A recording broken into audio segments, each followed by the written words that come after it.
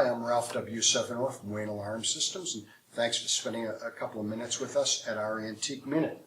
So we'll talk a little about monitoring stations in the alarm industry as a whole. And back in the 30s, 40s, 50s, 60s, even in the 70s, there were two types of companies. One would be a local installation company, and as the second would be a central station company that was full service that would install and monitor.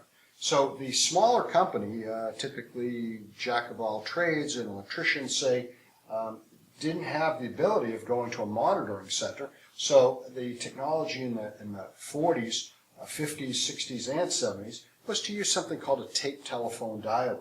And if you look at it, this is an electromechanical device and used an old telephone handset.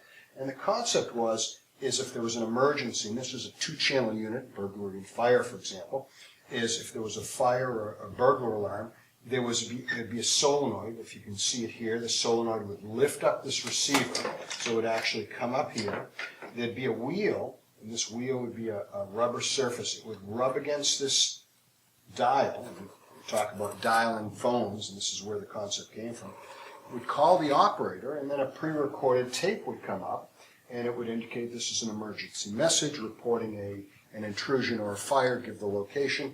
And just in case the operator took a long time to answer the phone, it would repeat the message and repeat the message and repeat the message.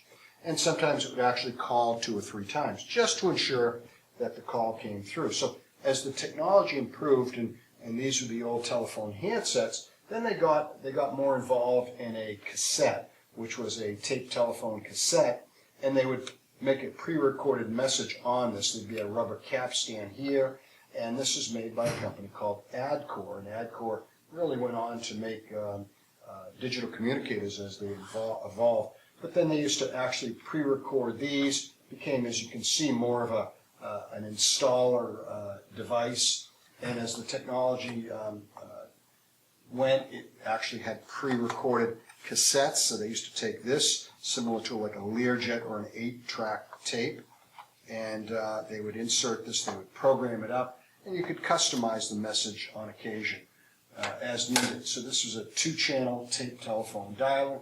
This is made by a company called Knapp Go in Amityville, New York. They're still around. And the technology had changed and became a more modular design.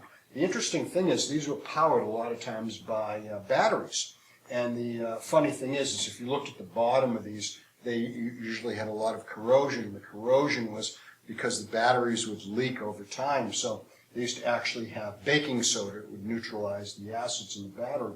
And they actually, a serviceman would clean that up very carefully. So as the technology changed, it became smaller and smaller. And certainly these were $150, $200 at the time. So if you compare them to a digital communicator as today, you can see things has really changed. Prices have come down, technology has increased. And so that gives you a little rundown on some of the tape telephone dialers. And thanks for spending a few minutes at the Wayne Alarm Antique Minute.